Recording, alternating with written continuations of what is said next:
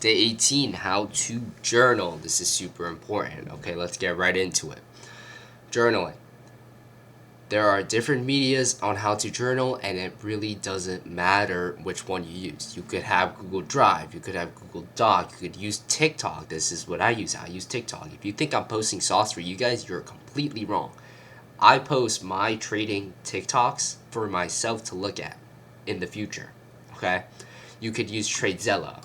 If you have money, you could use TradeZella. It's $30 a month and it will give you everything that you need. Statistics, journaling, syncing your account so you don't need to copy and paste things.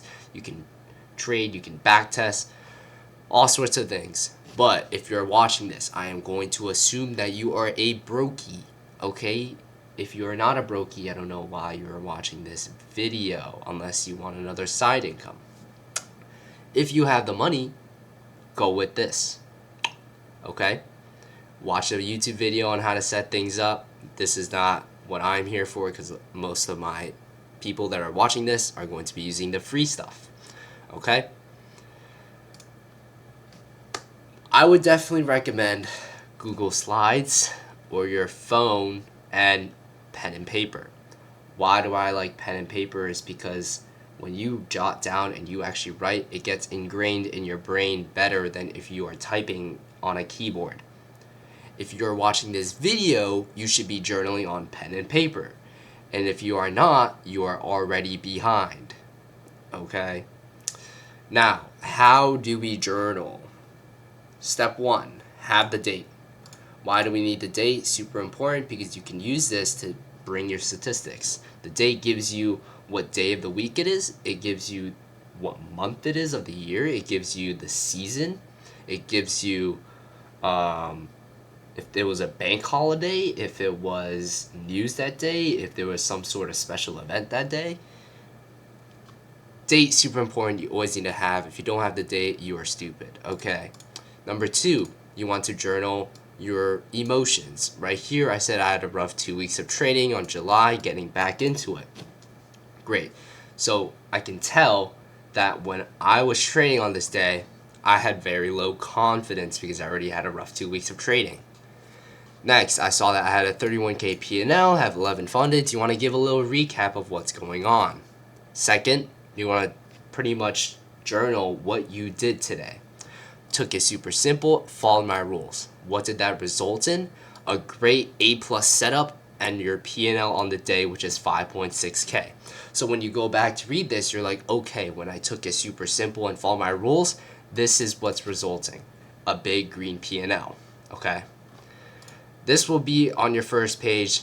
It could be a lot more extensive than this. You know, if you had something that went on, you could be like, this happened and this happened on trading, or this affected my trading. Journal everything that is happening emotionally or physically. Next, you want to screenshot your trade, okay? If you're doing this on phone and pen and paper, put this in your iPhone notes with the date, and then make sure so that you understand that it aligns with your whatever is on your paper, okay? Why do we need to screenshot this? That is a pretty easy question. You want to see what trade you took. If you don't have the trading chart, I don't know what to tell you. That is the first thing you should kind of do, okay? Secondly, on the side right here, you want to explain why you took this trade. And if you can't explain why you took this trade, that is a bad trade. Put F tier, say I don't know why I took this trade, and take accountability for that, okay? This right here, I said it was between a 1:52 p.m. to 10 p.m. macro, and then you want to explain why you took that, okay? I see right here that this is where volume or price makes a move. Good to know. Then we had an SMT with NQ and tapping into the rejection block. The high has been made. Good to know as well. You can see right here the high has been made, and the high has been made on the 4 hour. Fair value gap with change in state of delivery, targeting generated sell side liquidity. Great. You want to be able to have enough text where you can explain to somebody who also has some sort of knowledge and they understand that as well. And then you want to rank it A+ setup. Why does it say A+ setup? Because you have all the confluences that you are looking for and you can clearly see it paid off. If you used, let's say, a 15-minute rejection block, 5-minute fair value gap, include a screenshot on the 5-minute time frame. If you use a 1 hour, include a picture of the 1 hour so you understand where you're getting your bias from, where the trade is coming from on all time frame, because price is fractal. Okay. Second, you want to, let's see, what else do you need to? I mean, honestly, if you just don't journal, please start. Right, this is what I was going to say. And I don't edit these because I am too lazy and I just want to make these videos. So, the last thing, if you over trade or revenge trade, and let's say you took 25 trades a day and you blow an account, I'm going to force you, or you should, take 25 screenshots of every single trade that you took and put it in your journal. And if you're lazy like me and you don't want to do that, maybe don't overtrade. But if you do, journal it. If you have a big, huge loss P&L, journal that day. The losses are much more important than the wins because the losses are where you lose yourself. The wins are where you are in control. So if you journal only your wins and you don't journal your losses, that is a no-no, okay?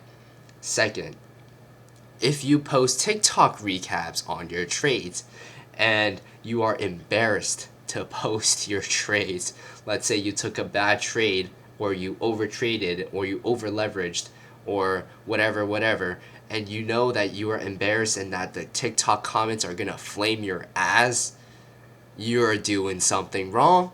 Take accountability, journal that, and don't do that again. Okay? That is pretty much all I got for you guys. Okay? Journal.